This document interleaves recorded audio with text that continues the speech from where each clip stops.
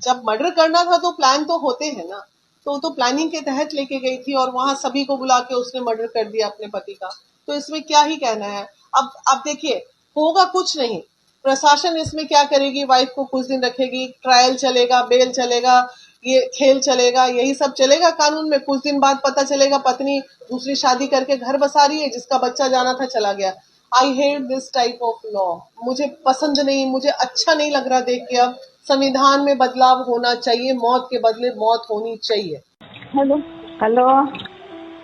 हाँ मैं राजा का फोन चल नहीं हुआ अभी नहीं हुआ, बस अब चढ़ाई कर रहे हैं, है? सब ऊपर चढ़ गए फिर फोन लगाते हैं। और आज तो उपवास होगा फिर? मेरा तो उपास है ना, मेरे को 2-3 बार बोल दिया। हाँ। मैं घूमने के चक्कर में अपनी 11 थोड़ी तोड़ूंगी। वही तो कह रही, मैं अभी खरियार बना रही तो मेरे को एकदम से याद आ गई कि आज तो मेरे बहू का उपवास बापे। हाँ, खिचड़ी बना मम्मी रही का हूँ। सुबह फोन आ गया था हम्म। कि उपास है, तो मैं नहाई थी। हाँ तो कहीं दूध लस्सी जो भी मिल रहा हो उपवास का सामान वो खा लो। अब पहले ऊपर तो चढ़े, जंगल में है, यहाँ से आज कुछ मिलेगा। बाप रे। मैंने हाँ, कही थी कुछ ड्राई फ्रूट रख के ले जाओ, तो बोले हाँ क्या करेंगे हम, दो तो है, ये जंगल है, पता है, घोर जंगल है, एकदम खड़ी चढ़ाई है। चढ़ना मतलब उतरना भी खड़ा ही है और चढ़ना भी खड़ा ही है। तो वहाँ ऊपर देखने के लिए क्या गए? वो अंदर है, वो पहाड़ के अंदर। मना करी थी मैंने तो सुनते नहीं। हाँ अच्छा हाँ, तो चलो। वही तो कह रही, वहाँ क्या देखने पहुँच गए तुम? ये नीचे से देख लेते। झरना देखने गए थे, हाँ बड़ा वाला। हाँ, नीचे से देख हाँ, नहीं तो लेते। हालत खराब हो गई तो चढ़ चढ़ के मैंने कहा कुछ।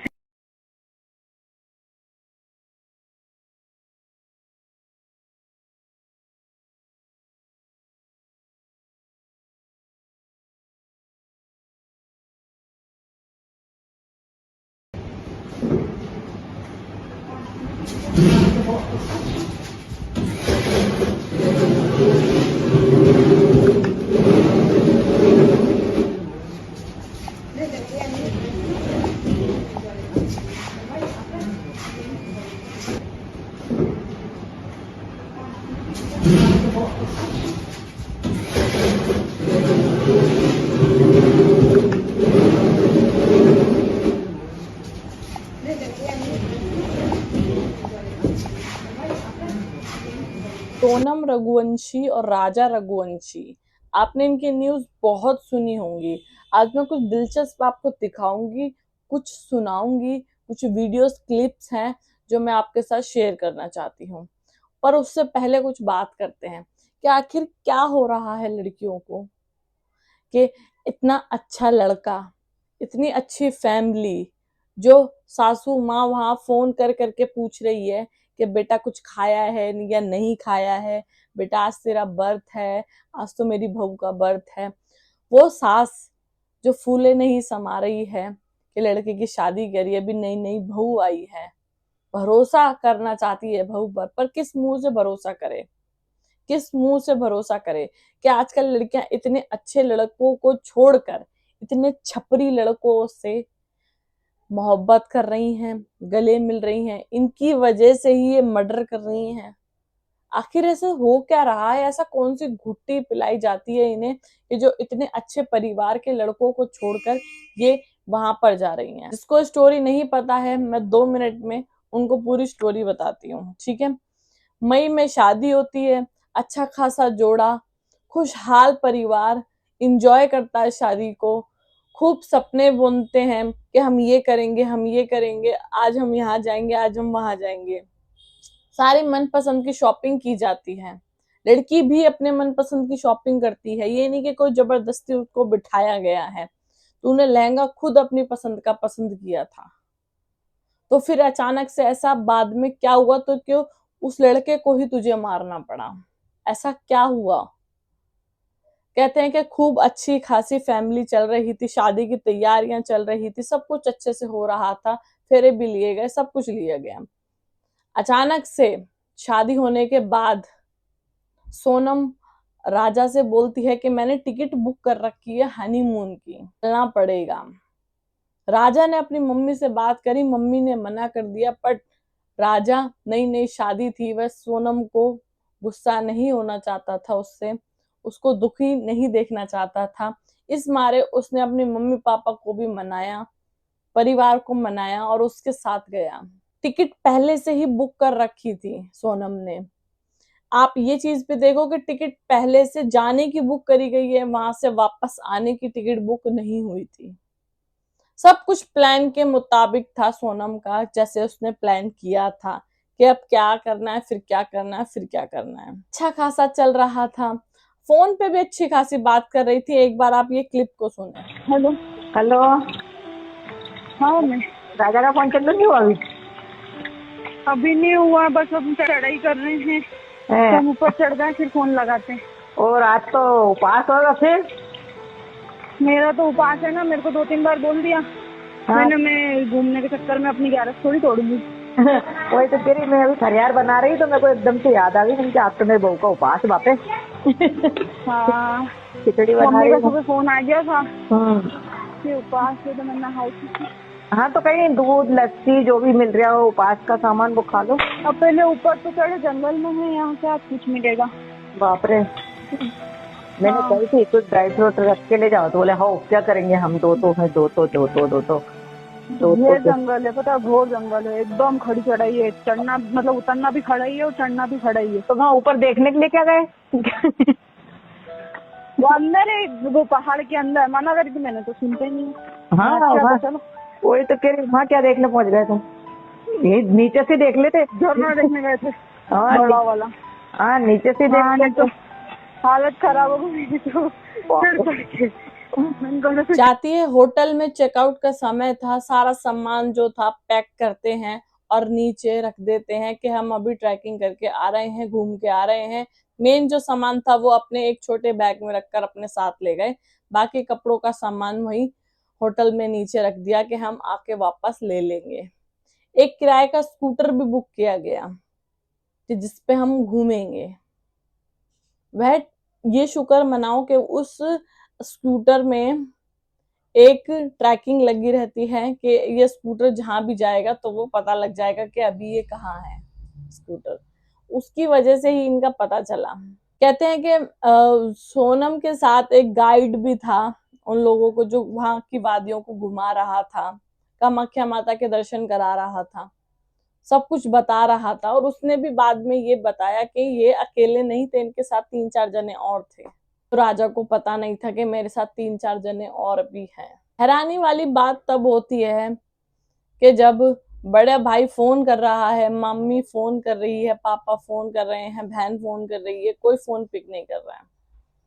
पहले तो राजा का फोन स्विच ऑफ जाता है, फिर कुछ देर बाद सोनम से बात होती है, फिर उसका फोन भी स्विच ऑफ जाने लगता है। अचानक से फिर बड़े भाई को चिंता होती है, वह जाता है होटल में, पता करता है तो होटल वाले भी कहते हैं कि यहाँ पर कब से सामान पड़ा हुआ है और कोई लेने नहीं आया। फिर ढूंढा जाता है तो फिर राजा की लाश मिलती है। सोनम गायब थी तब तक, सोनम का आता पता नहीं था कि सोनम कहाँ है। फिर उसके बाद अचानक से सोनम प्रकट होती है मैडम जी, और आती हैं और कहती हैं कि हमारा तो किडनैप हो गया था, हमें तो किसी ने मारने की साजिश करी थी। अरे मैडम, आप 1100 किलोमीटर से भी ऊपर का सफर आप आई हैं तय करके, आपके शरीर में एक खरोंच तक नहीं है, को कुछ भी नहीं हुआ, वो लड़के का मर्डर हो गया और आप कह रहे हैं कि किडनैपिंग थी ये। अब आप ये एक वीडियो देखिए।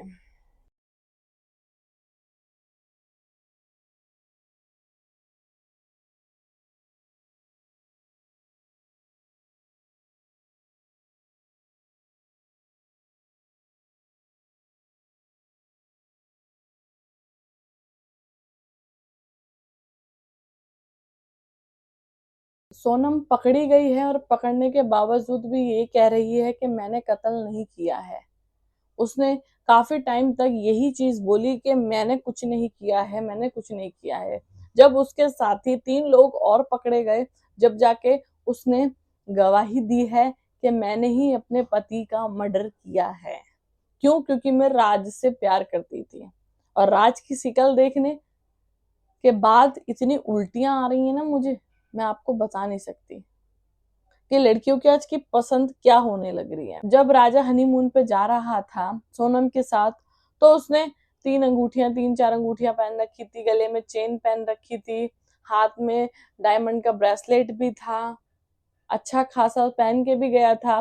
घर पे उसकी मम्मी ने मना भी किया था कि बेटा ये सब रख के जाओ, पर सोनम ने कहा था कि नहीं, अभी नई नई शादी हुई है तो अच्छा लगता है। गहने वहने पहन के वो भी गई थी मैडम जी, और जब वापसी आई हैं तो खाली हाथ आई हैं और ये बोल रही हैं कि हमारा तो किडनैप हो गया था। लोग पूछ रहे हैं कि बहन अगर किडनैप हुआ था तो तुम्हारे शरीर पर एक निशान नहीं है क्या? तुम्हारी बॉडी पर एक निशान नहीं है? राजा की बॉडी पर चाकुओं के तेज दरार निशान पाए गए हैं। आप 1100 से ऊपर किलोमीटर से आप वापस आई हैं, आपके ऊपर एक निशान नहीं है, ये कैसे हो सकता है? राज ने भी सारा खुलासा किया है कि मैं सोनम से प्यार करता हूँ और मैं भी इंदौर का ही रहने वाला हूँ, हम दोनों का प्लान था, ये था। सोनम ने अभी तक अपने मुंह से कुछ ऐसा नहीं बोला है, बट जो उसके साथ थे उन्होंने सब बोल दिया है। आजकल किस पे भरोसा किया जाए? ना आप लड़के पे भरोसा कर सकते हो, ना आप लड़की पे भरोसा कर सकते हो। परिवार लड़की देने में भी डरता है और लड़की लेने में भी डरता है कि देंगे तो पता नहीं किस घर में दें, घर अच्छा है या नहीं है। लड़की लें तो ये डर लगता है कि हमारा परिवार बचेगा या नहीं बचेगा। वो हनीमून पे जा रहा था तो उनको क्या पता था कि वह अपनी मौत के लिए जा रहा है। इतना माहौल खराब हो चुका है, इतने दिनों में इतने सारे केस सुनने को मिले हैं जो आप तस्वीर में देख रहे हो। ये सारे केस सुनने को इतने मिलते हैं कि किसी को ड्रम में कर दिया है, किसी को कुकर में कर दिया है, किसी का सुपारी दे दी है, किसी को हनीमून पे जाकर मार दिया है। शादी करना अब सच में डर लगता है कि शादी करनी चाहिए या नहीं करनी चाहिए। तो अभी तक की अपडेट यही है कि हम उम्मीद करते हैं कि सोनम को भी सजा मिलेगी, सोनम को भी फांसी होनी चाहिए। मैं ये चाहती हूँ कि अगर आपको शादी नहीं करनी तो मत करो, पर किसी का भाई, किसी का बेटा मत छीनो। वो बहुत उम्मीद से आपको लेकर आते हैं अपने घर में कि आपके आने के बाद सब कुछ अच्छा हो जाएगा, घर खुशहाल हो जाएगा, मेरा बेटा खुश रहने लगेगा। पर आप क्या करते हैं? आप उनसे उनका बेटा ही छीन लेते हैं, आप उनसे उनका भाई ही छीन लेते हैं। तो प्लीज हाथ जोड़ के निवेदन है, अगर मेरी कोई बात सुन रहा है, अगर आपको शादी नहीं करनी, आपको कोई और पसंद है, तो प्लीज मना कर दो कि हमें शादी नहीं करनी। और उन पेरेंट्स से भी रिक्वेस्ट है, अगर बच्चे या बच्ची कोई मना कर रहा है शादी के लिए तो आप उनकी बात सुने, आप तीसरे बंदे को मत लेके आओ। आपको नहीं पता होगा कि वो आगे जाकर क्या कर देगी या क्या कर देगा। प्लीज शादी मत करो, तीसरे बंदे की जिंदगी खराब मत करो। उनसे, एक माँ से उसका बेटा मत छीनो, एक बहन से उसका भाई मत छीनो। हाथ जोड़ से रिक्वेस्ट है, अगर कोई भी मना करता है शादी के लिए तो मत करो। अभी टाइम दो, समझो, बैठाकर पूछो कि प्रॉब्लम क्या है। कहीं ना कहीं सोनम के घर वालों ने सोचा होगा कि जो राज है, जो उसका बॉयफ्रेंड है सोनम का, वो अच्छा नहीं है, इसके लिए हम शादी करा देंगे तो शायद ये सही रह जाएगी, सही हो जाएगी। पर उनको भी क्या पता था कि बाद में ये सुनने को मिलेगा। राज सोनम के पापा की फैक्ट्री में ही एक वर्कर है, जॉब करता है, जिसके साथ वे ये सब साजिश करती है राजा को मारने की। तो अभी तक की अपडेट यही है कि सोनम पकड़ी गई है, उसने सब कुछ माना है और मानना पड़ेगा कि मैडम आपने ही किया है जो किया है। राजा के मम्मी का कहना यही है, उनकी माता का कहना यही है कि सोनम को फांसी की सजा होनी चाहिए। उसने मेरा बेटा छीना है तो उसको भी यही सजा मिलनी चाहिए। तो आप क्या चाहते हैं, एक बार मुझे नीचे कमेंट बॉक्स में जरूर बताएं। अगर किसी ने भी मुझे इंस्टाग्राम एंड फेसबुक पे फॉलो नहीं कर रखा है तो प्लीज जाके फॉलो करें, प्रिया शर्मा 005। और जो भजन सुनते हैं, मेरी तरह भजन गाने का भी शौक रखते हैं, रील्स बनाने का शौक रखते हैं, तो वो एक बार मेरी आईडी को चेकआउट जरूर करें। जय श्री श्याम, जय बालाजी महाराज।